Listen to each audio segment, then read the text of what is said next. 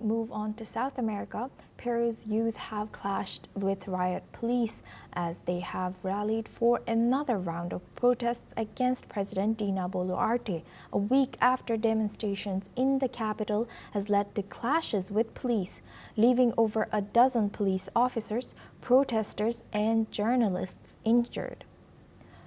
Riot police have deployed tear gas at some protesters in Lima as well. The protests have erupted on September 20th, 8 days ago, following reforms to the country's pension system that required all Peruvians above the age of 18 to join a pension provider. But the protests have also been fueled by long-standing anger against Boluarte and the Congress.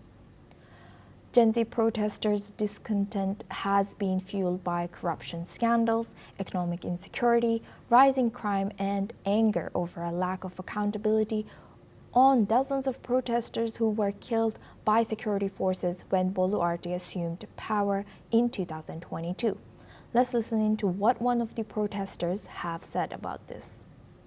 Nosotros queremos hacer el cambio para que dentro de 5 años aquellos jóvenes niños que tienen ahora 10, 13 años no tengan que salir a las calles. Queremos que ellos crezcan en un mejor país y puedan desarrollarse profesionalmente, con sus familias, y quizás que estos fines de semana, sábado y domingo, puedan pasarla en familia. Nosotros podríamos estar viendo una película, saliendo, comiendo con amigos, pero tenemos que estar acá porque este país ya no aguanta más de la forma en que está. Now we go back to our guest discussion with Rabinder Sachdev. He's an international affairs expert, joins us live from New Delhi. Thank you very much, Rabinder, for staying with us. Now, how do you think President Dina Boluarte's response to these reforms and ongoing protests will affect her political standing further? Thank you again. Thank you. Well, we do not know, but from what all it seems is that, you see, I think Peru is due for elections next year in April. So that's, maybe a few months away only. So looking at the protests and looking at the, wider public opinion in Peru, it seems that if she were to be, going ahead and contesting, she would lose perhaps. I mean, if you look at the trends right now in Peru. Couple of things. These protests, for a bunch of reasons, I see, as you're saying, that, Nepal, Gen Z, and now Peru, Gen Z, and some other country, Gen Z, there may be specific triggers which trigger these protests. Like in Peru, it's the pension reforms that everybody over the age of 18 has to have a pension account or jobs or such. The common thread I see, and the most fundamental thread I see, is corruption. You see, all of these, nepotism and corruption.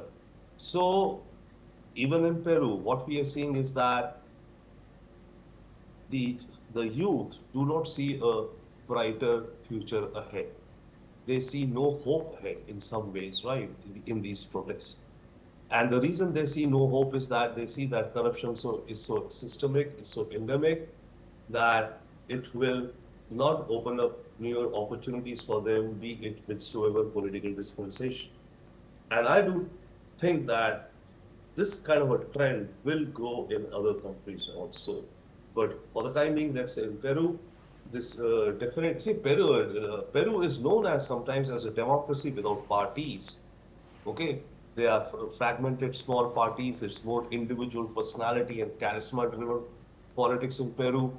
The left, broadly speaking, the left of the spectrum has more support within the country overall.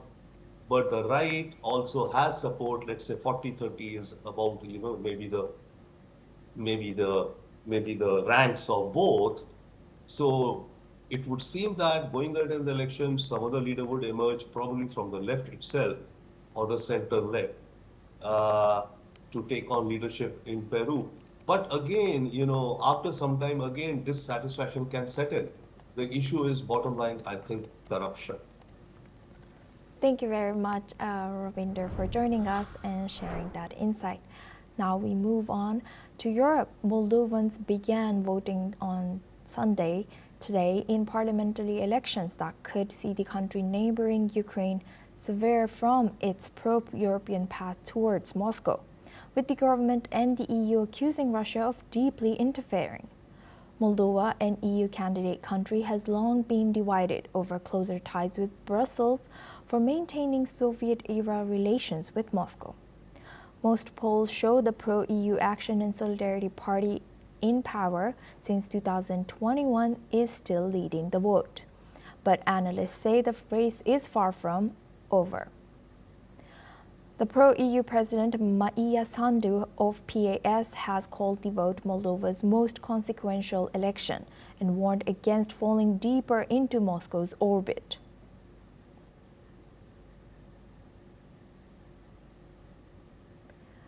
Now, this is all we have time for. We will continue to bring you more news